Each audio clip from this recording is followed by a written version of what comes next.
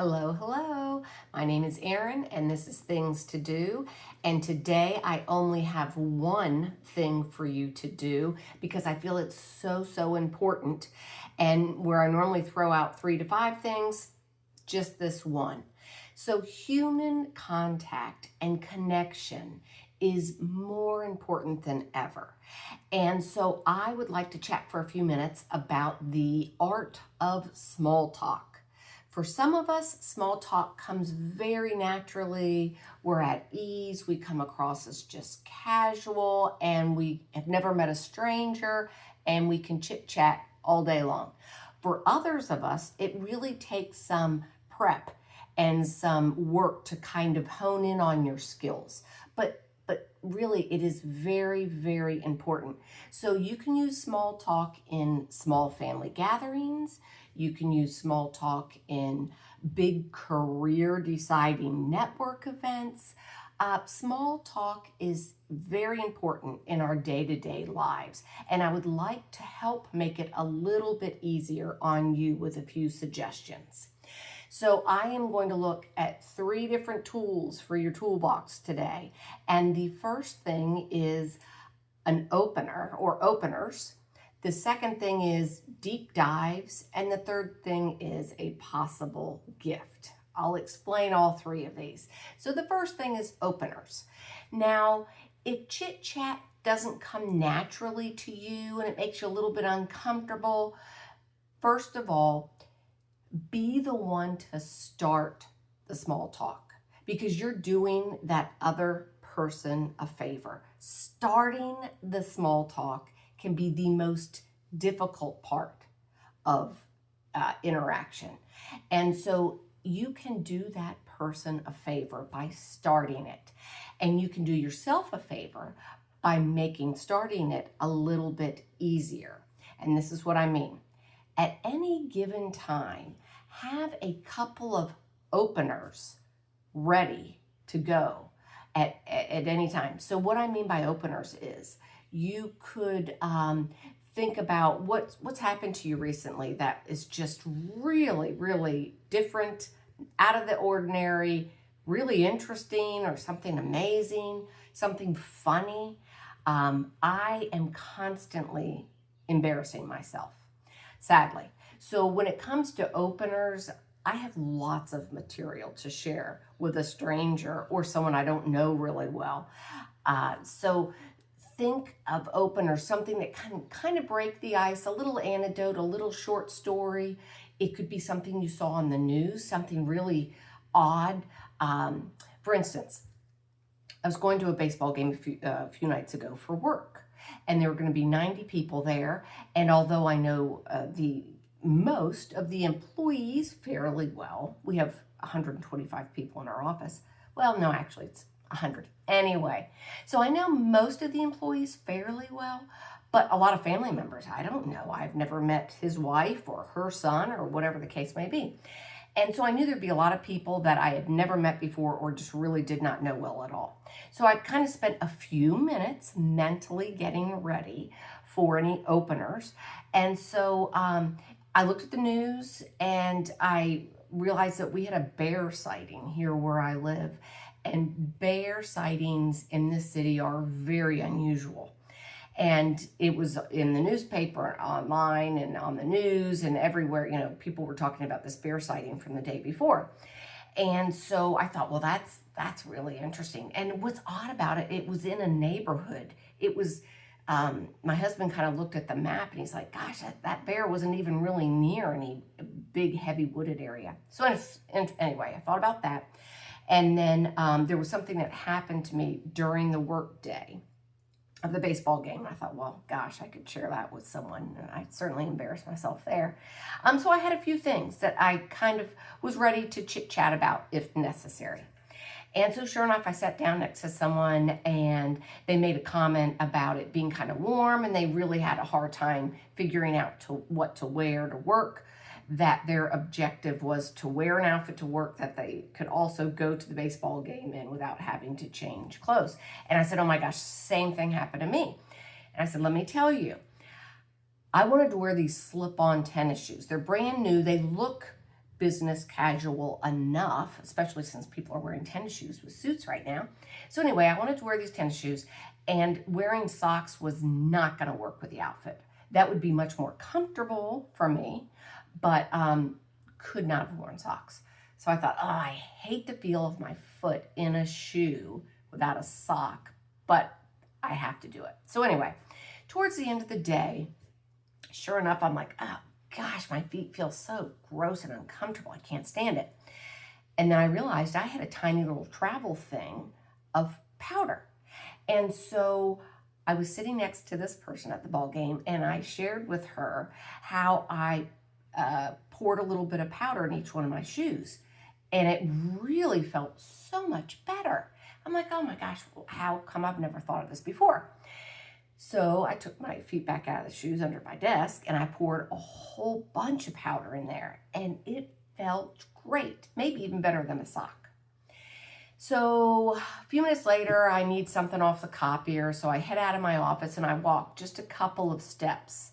Now, I am a very heavy walker. I mean, I pound down. I don't like take these delicate little steps. And so I quickly realized that little white clouds of powder were coming out of my shoes. And I looked way down the hallway this way, and there were people, and I just quickly looked behind me, and there were a bunch of people at the other end of the hallway, and I thought, oh my gosh, they're wondering what the heck.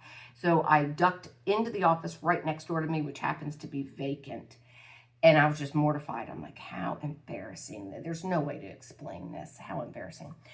And so I thought, I've got to get this powder out of my shoes, and I thought, well, I just can't dump it in the carpet. What am I supposed to do? And there wasn't a trash can in there. It's a vacant office. Someone had stolen the trash can, I guess, for their office or their desk. So I thought, you know what? I'm just going to jump up and down, really vigorously jump up and down a few minutes and get all this powder out of there. And sure enough, that's what I was doing, and it was working. It was really coming out, and it was just starting to get a little bit lighter. And I look up, and someone goes by the doorway. And we have direct eye contact, and I'm already in the throes of another jump, and he sees me jumping, and he just very quickly looks at my feet. So obviously now he's seen the clouds of powder. And to make it worse, he didn't say a thing. He didn't chuckle. He didn't ask me what the heck I was doing. No reaction, just kept on walking.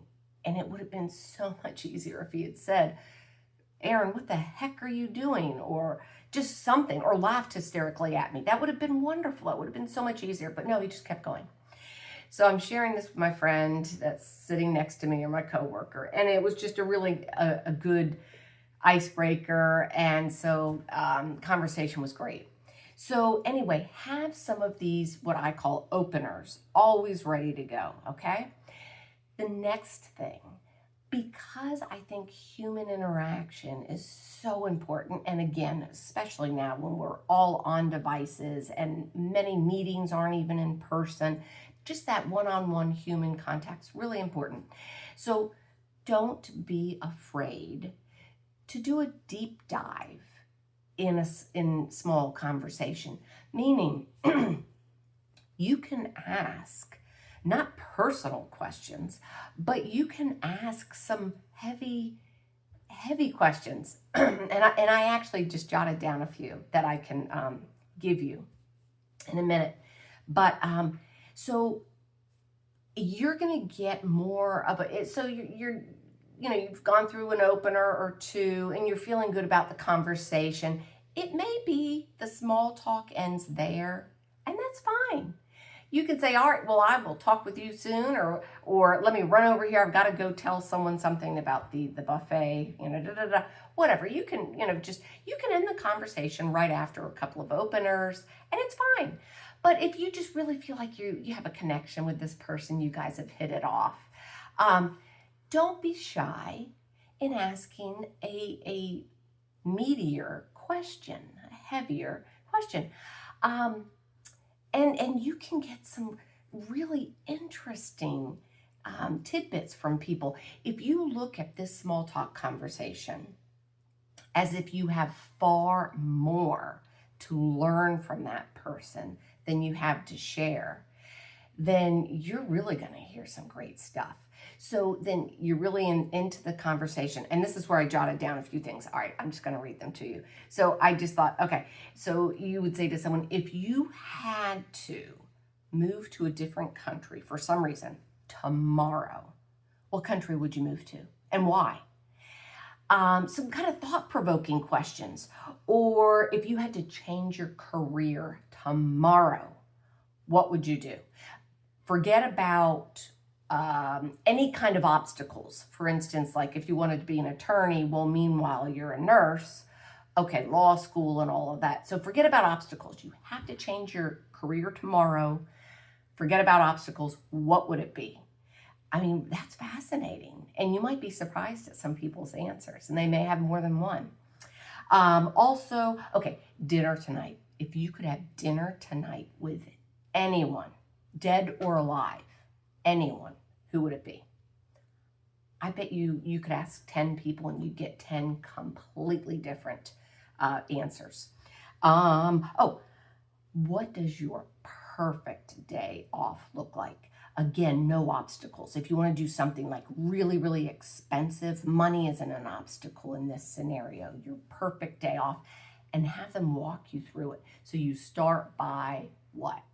And then what? And then you end your perfect day off before you go to bed. What? So that's something you could ask. Oh, another one. If you had to spend, or if you could spend a night in a tiny cottage on the beach by the ocean, or a tiny cottage deep in the woods, which would you pick? So you get the idea. I jotted down a bunch more. Is there a hobby or an interest currently that you're passionate about? So anyway, just, some deeper questions. Don't be afraid of having this communication and this bond with someone that you are either don't know at all, they're a complete stranger, or someone that you don't know well, or someone that even you do know well. It could be a family gathering. We don't know everything about our family members, even our best friends. Guess what? We don't know everything about them. There are questions you could ask my circle of friends, and I feel we're very, very close. And guess what?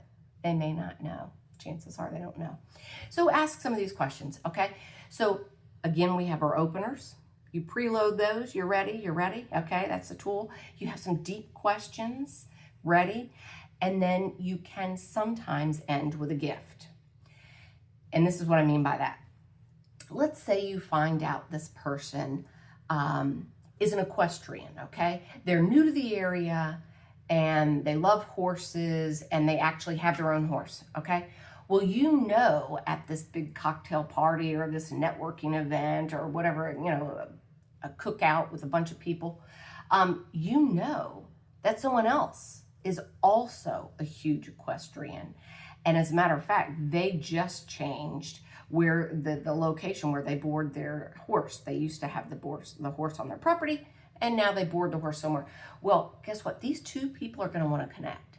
So you could make an introduction. That's the gift. So no one wants to be at any kind of function, whether it's a family function and you're just kind of standing there by yourself and everybody's chatting it up all around you and you're just like, doo-doo-doo. Or a huge event out of state, you don't know anyone, and you're by yourself. We've all been that person where we're standing there by ourselves. It's a terrible feeling. And so the gift is you make an introduction.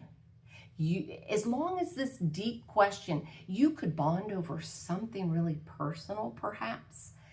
You don't know where it's going to go. It could be something personal. You don't necessarily want to say, oh my gosh, I happen to know that Jane over there had a similar situation. No. But if you hear some sort of common hobby, interest, experience, then you can introduce someone, or you don't even have to make an introduction right then and there. You could make your way eventually over to that other person and say, hey, by the way, you see that lady over there? She's new to the area. She has a horse, and she's checked a number of different places where she can board this horse, and she's really coming up, stumped. chances are a person's going to say, oh my gosh, let me run over and talk to her. And they're going to tell her where not to, where not to bring her horse to, and maybe places to consider. So anyway, I feel the art of small talk, chit chat, is very, very important. It could be small talk on an elevator. You could have a 2-minute experience with another human being, and you just really, really connect. I'm not talking about in a romantic way. I'm just saying you just really connect with this other person. And it can be impactful.